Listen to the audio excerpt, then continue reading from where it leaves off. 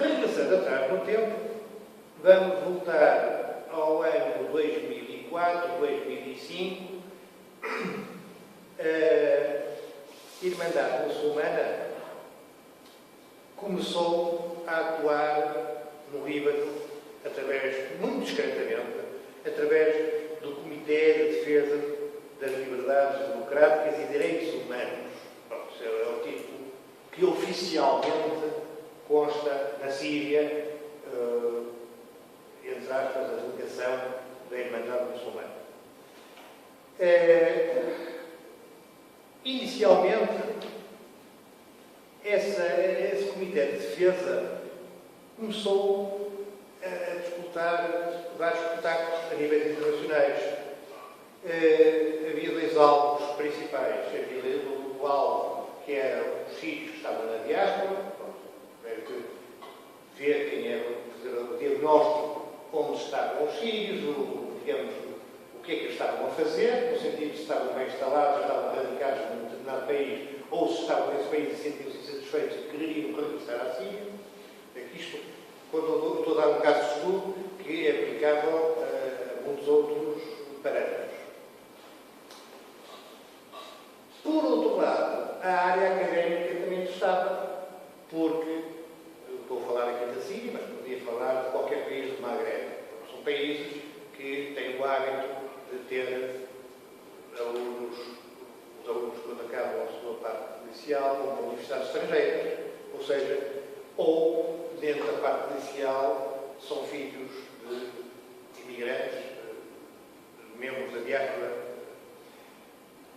Para que toda esta fotografia do exterior é extremamente necessária para o interior. Porquê? Porque qualquer plano, qualquer ação que se leve a efeito no interior tem que estar extremamente bem organizada. Então há que organizá-la primeiramente por fora e então depois de estar por fora tudo bem organizado, vamos tratar de cá dentro, do interno. E é precisamente nesse sentido que vamos aqui tentar perceber porque é que se começa pelo externo e depois começa pelo interno. O lógico seria, reparem o seguinte, os noruegueses, os suecos, os dinamarqueses, os membros das Nações Unidas que foram afetados pela bomba, quer dizer, não gostaram, digamos, destes atos de terrorismo, ou seja, falarmos, haver uma aproximação de organizações internacionais ou de organizações não governamentais, é sempre uma aproximação arriscada, porque havia um antecedente, havia uma mancha que é que o tempo não vai diluir, quer dizer, dilui, mas dilui, digamos, mediante o retomar de corpos. Atualmente, quem é presidente de uma organização internacional, reitor, ou de determinada área de uma organização internacional, ou de uma ONG, possivelmente daqui a 5 anos já não será o mesmo. E foi precisamente isso que aconteceu. Houve um compasso de espera muito grande para que, estamos a falar de 2004, em que houve esses incidentes, para que em 2008, 2009, 2010 começassem a aparecer intermediários, pessoas de certo prestígio, da oposição, aqui já metia um pouco a política da oposição síria, por isso é que se chama de conflitualidade política, começa-se a dar a roupagem política, começa-se a imputar ao Al-Assad prática de crimes, começa-se a tentar legitimar um movimento de oposição e, nas linhas de constituinte, essa oposição no sentido de que nós temos nos queixado, já fazemos petições para as Nações Unidas, já seguimos todas as vias legais e ninguém nos ouve. Porque nós estamos lá longe, somos um país ignorado, ou seja, começou a haver queixumes. Esses queixumes estavam sempre subjacentes a uma ameaça. E essa ameaça era: vocês são responsáveis, porque na manifestação, em 2010, já havia manifestações de rua. Vocês são os responsáveis porque nessa manifestação foram mortas 2 pessoas, foram feridas 80 pessoas, quer dizer, começou a haver uma responsabilização de terceiros sobre o que estava a passar no país. Tudo isso, digamos, em procura de uma certa legitimidade para para uma futura agenda de escalada de violência e de chegada ao próprio conflito. As ONGs, especialmente, foram alvo de sensibilização para o apoio financeiro. Como sabem, digamos, em termos de qualquer conflito, só se faz se houver dinheiro. De maneira que haveria, como aqui este país não era um país que tinha recursos naturais, porque há recursos naturais é fácil obter apoio. Mas não havia recursos naturais, nem havia terceiras partes interessadas diretamente. Os primeiros a serem abordados foram as organizações não governamentais.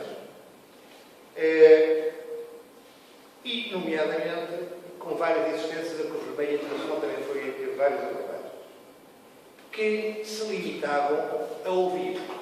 Não houve, digamos, até a inclusão.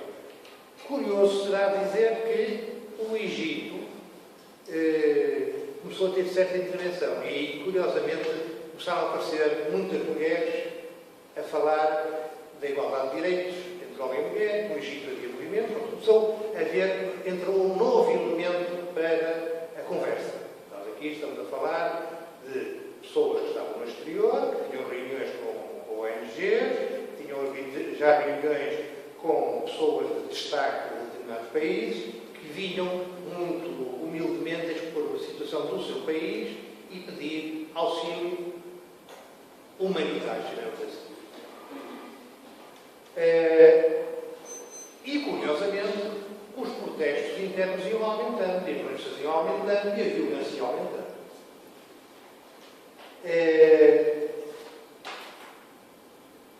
Vamos ter aqui uma pausa nesta ação de sensibilização no exterior e vamos agora passar ao interior. O que é que estava na Síria?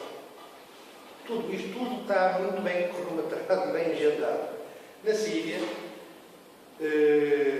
houve que criar descontentamento. Ou seja, em relação ao exército, que foi o primeiro a ser abordado, começou-se a dizer aos ventos que havia dos lados do Egito, dos lados do Maghreb, haveria que, como sabem, pronto, a Primavera Árabe assenta sempre uma base militar. E o Assad já lá estava há muito tempo, aquilo era uma ditadura, ou é, tudo vai da opinião de cada um, e havia que tomar medidas.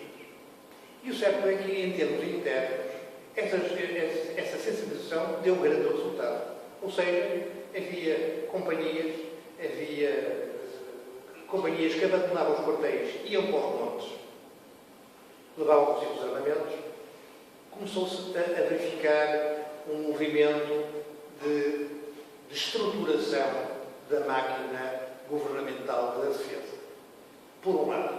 Por outro lado, essa estruturação da máquina governamental da defesa acaba por ter o seu componente humano e material, ou seja, começam a haver membros que se passam para outras fileiras. Na altura não sabiam ainda exatamente que fileiras seriam, o que é que iriam fazer, desertaram, levaram consigo o armamento, estavam nos montes, não comunicavam entre si e tinham bases, tipo bases, entre aspas, rebeldes. Quando nós falamos da palavra rebelde, digo que é uma palavra extremamente ingrata, porque acaba por ser timbrar tudo e mais alguma coisa. Vamos dizer assim, o que aconteceu na Síria, os primeiros desertores seriam, digamos, a primeira força armada que, na minha opinião, se terão rebelado contra as ordens do poder central. Vamos colocar neste aspecto a situação.